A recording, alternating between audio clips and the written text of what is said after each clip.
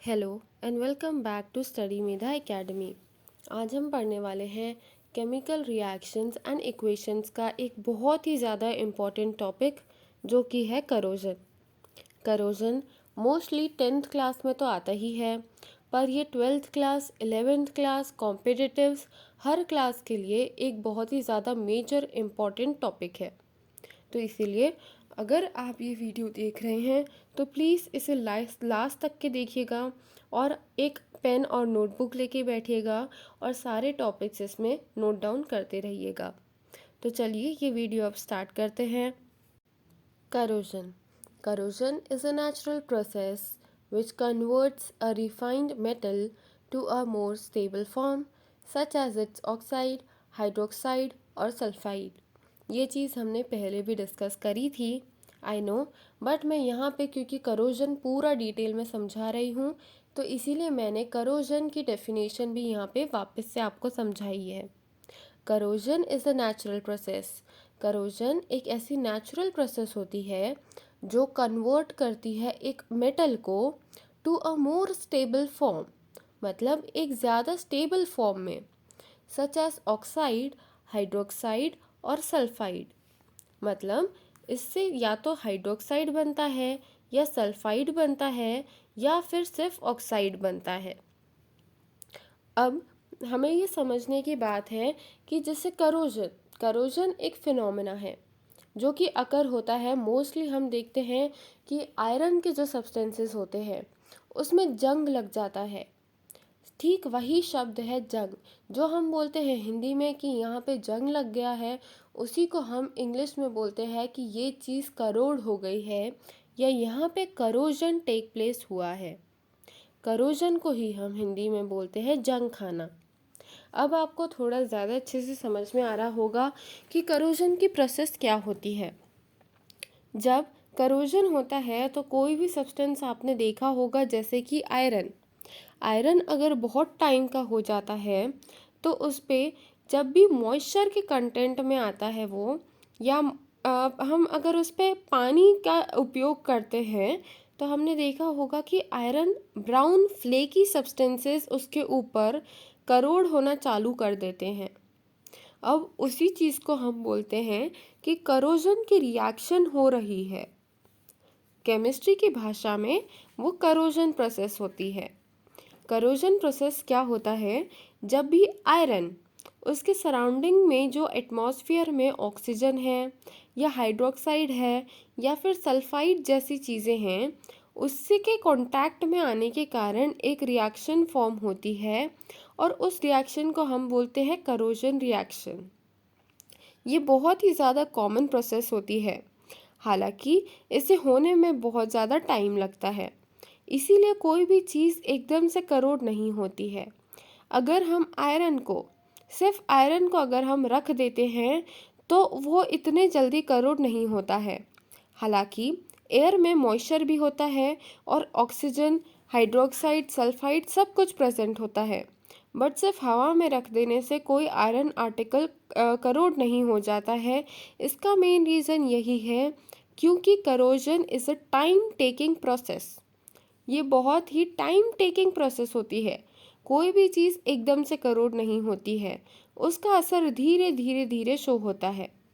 इसीलिए जो आयरन के मटेरियल पुराने होते जाते हैं, हम जनरली उनमें ये करोजन की प्रोसेस को ऑब्जर्व करते हैं। और अब करोजन होना कोई अच्छी बात तो है नहीं। Corrosion causes damages to car bodies, bridges, iron railings, ships and to all objects made up of metal, especially those of iron। मतलब करोजन डैमेज कॉज करता है। अब जहाँ जहाँ पे आयरन का मटेरियल होगा वहीं वहीं पे डैमेजेस भी होंगे। जैसे कि हम कार बॉडीज़, मतलब कार के कुछ पार्ट्स में देखते हैं कि आयरन का यूज़ हुआ है। अगर वो आयरन का पीस जंग खा जाता है तो हमें दिक्कतें आ सकती है, वेयर एंड टेयर की दिक्कतें आती है और जो मशीन है वो काम करने में थोड़ी रुक जाती है या स्लो हो जाती है। और ब्रिजेस में भी अगर आयरन जंग खा जाता है तो उसके टूटने की संभावनाएं ज़्यादा होती है। Iron railings, ships, and to all the objects made up of metal. मतलब वो सारी चीज़ें जो मेटल की बनी हुई हैं, अगर उसमें जंग लग जाता है तो वो कमज़ोर होती जाती है। जो करोजन है वो डिग्रेडेशन ऑफ आयरन भी इसको हम बोलते हैं। मतलब आयरन जो है वो कमज़ोर होते रहता है, उसी को हम बोलते हैं करोजन। और इसीलिए करोजन होना कोई अच्छी बात नहीं होती है, बट इट कॉजेज डैमेजेस। मतलब उसके कारण बहुत ही ज़्यादा डैमेज होता है। Corrosion of iron is called as rusting, and it's a serious problem. Every year, an enormous amount of money is spent to replace the damaged iron.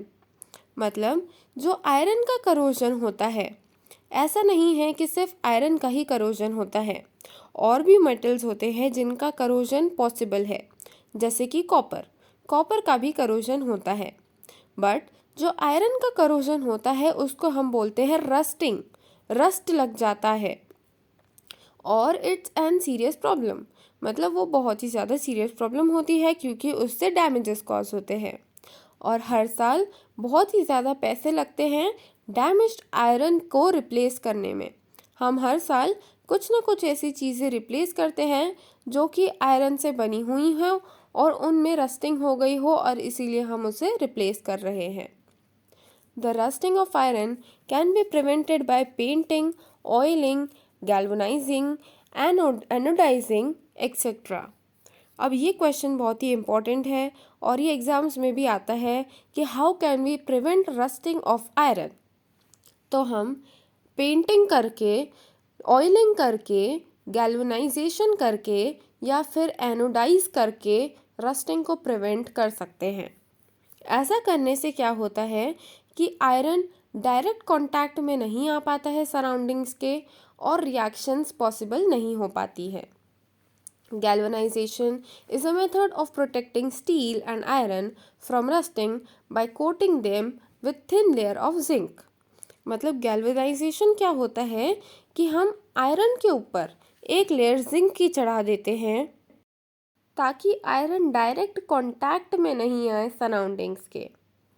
तो इसीलिए ये था पूरा प्रोसेस, करोजन क्या होता है और करोजन को कैसे हम प्रिवेंट कर सकते हैं। ये क्वेश्चंस एग्जाम में आते हैं, तो प्लीज़ आप इन्हें ध्यान से पढ़िएगा। And thank you so much for watching this video till the end. अगर आपको ये वीडियो पसंद आई हो तो प्लीज़ इसे लाइक करें, शेयर करें और हमारे educational channel study Medha academy को सब्सक्राइब भी ज़रूर करें।